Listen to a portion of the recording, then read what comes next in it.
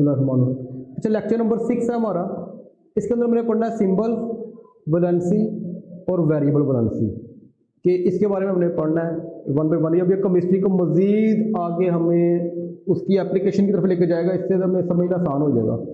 अच्छा, सिंबल का मतलब क्या होता है? निशान, कोई अलामत, जिस तरह इलेक्शन में मिलते हैं सिंबल्स मिलते हैं। सिंबल्स को हम बोलते हैं, एक और लफ्ज़ बोलते हैं, वो होता है हमारे यहाँ it is the abbreviation for the name of element. Abbreviation का मतलब क्या होता है? एब्रीवेशन का मतलब होता है जरा पाकिस्तान को देखो लेंथी है, हम पाकिस्तान को जब लिखते हैं तो क्या कंप्लीट पाकिस्तान लिखते हैं? PAK लिखते हैं। अब पाकिस्तान का एब्रीवेशन क्या है? PAK है। पाकिस्तान का एब्रीवेशन क्या है? PAK है। इस तरह लाहौर का LHR, फैसलाबाद का।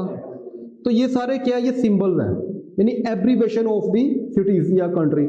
तो जब भी आप किसी बड़े नाम को उसके एब्रीवेशन में चेंज करते हो, छोटे नाम में चेंज करते हो, तो उसको क्या बोलते हैं? सिंबल्स बोलते हैं। क्लियर होगी बात यहां तक? तो सिंबल्स क्या होते हैं? It is the abbreviation of the name of the element. इसके अंदर जो एलिमेंट है हाइड्रोजन है, हाइड्रोजन किस सुधार करते हैं हम? H से। अच्छा, इसके अलावा पोटाशियम किस सुधार करते हैं? K से। अच्छा, इसके अलावा जो हमारे पास सोडियम है उसको Na से। इसके अलावा जो है ना, एक मैं आपको दूंगा, क्या कहते हैं, एक लिस्ट दूंगा जिसके अंदर सारे वो नाम जो कि आपके 9th में और 10th दोनों में इस्तेमाल होंगे। अब वो अच्छी तरह कर लो, और मैंने याद करवाने भी बड़े आसान तरीके से हैं। एक आपको केमिकल फार्मूले जब मैंने समझाने हैं ना, तो तब ये सारे याद हो जाएंगे और आपको आते होंगे इंशाल्लाह ताला। वो प्रैक्टिस करवानी मैंने, वो इसके अंदर मैं डिटेल सेंड कर दूंगा, ठीक है? उसके अंदर आप इजीली यानी कि ना इसको देख सकते हो। तो उसके अंदर आपने सिंबल भी करने हैं जो अहम है 9th 10th क्लास, बस वही आप कर लेना, इनफ रहेंगे। बाकी एग्जाम्पल के लिए 2-3 एग्जाम्पल लाजमी लिखनी है आपने। अच्छा, सिंबल्स के बाद आ गया वैलेंसी। वैलेंसी क्या होती है? वैलेंसी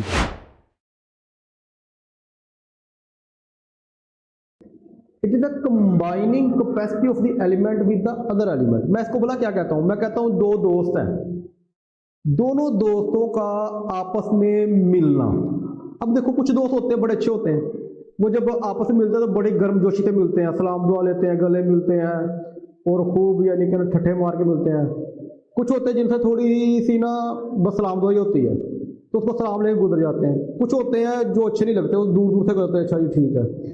कुछ होते हैं जो बिल्कुल भी अच्छे नहीं लगते, वो इधर देखता है, इधर दोनों नजरा पैंदी, दोनों अलग अलग देखना शुरू कर देते, ठीक है? तो हर इंसान की दूसरे इंसान के साथ मिलने की जो कैपेसिटी है, कंबाइनिंग कैपेसिटी है, वो डिफरेंट है। इसी तरह जो एलिमेंट है ना, इनके अंदर भी यही कुछ है। इंसानों में तो है ही है, अल्लाह ताला ने डाला हुआ है।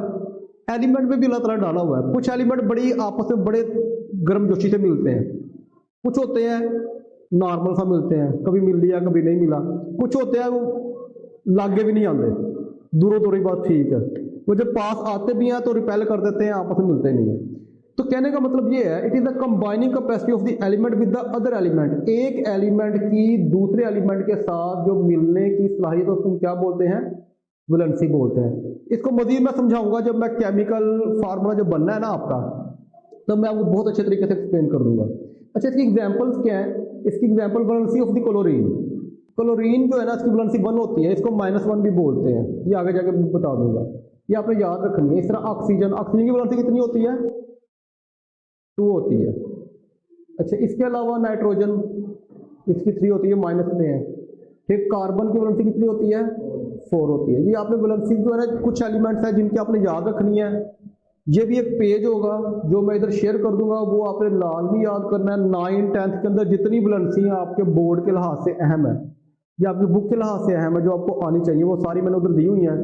वो आप याद नहीं भी करोगे, लेकिन जब आपको केमिकल फार्मूला सिखाऊंगा ना, वो खुद ब खुद याद हो जाएंगे, ठीक है? लेकिन फिर भी आप कोशिश करना इसको लाजमी माइंड में रखनी है। अच्छा, वेरिएबल वैलेंसी कौन सी है? अच्छा, वैलेंसी की तो समझ आ गई ना अब आपको। तो वेरिएबल का मतलब क्या होता है?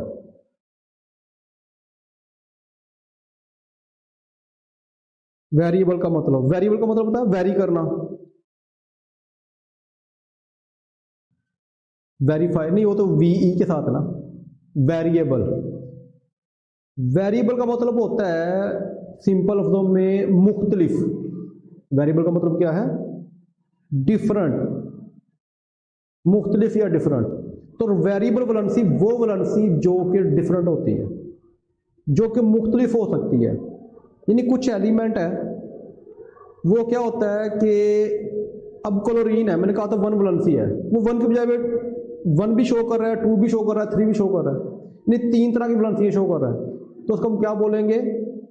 वेरिएबल। यानी ऐसा एलिमेंट जो एक से ज्यादा वैलेंसी शो कर रहा है, जो एक से, ये इसकी डेफिनेशन है, element has more than one valency. कोई भी एलिमेंट जो कि एक से ज्यादा वैलेंसी शो करता है उसको हम क्या बोलते हैं? Variable valency. इसकी एग्जांपल देखो, फेरस सल्फेट।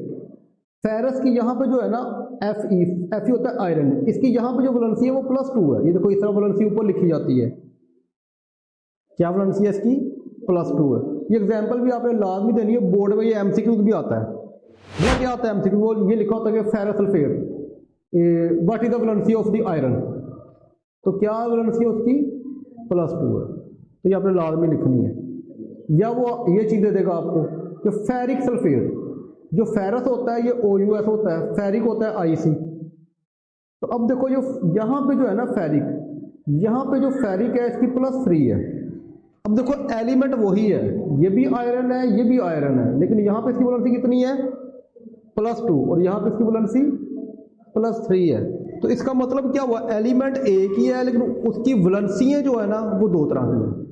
कि कोई कंपाउंड है, किसी कंपाउंड में वो +2 शो कर रहा है यानी फेरस सल्फेट में, लेकिन Fe2SO4 की थ्राइड में वो क्या शो कर रहा है? +3 शो कर रहा है। अब ये फार्मूले कैसे बनते हैं ये सारा आगे इंशाल्लाह एक्सप्लेन करूंगा मैं। यहाँ तो समझ आ गई बात की। तो ये एमसीक्यू के लिए भी अहम है, बोर्ड में अक्सर बोर्ड में ये भी आता है या ये आता है, ठीक है। और बाकी एग्जाम्पल आप लाजमी देंगे।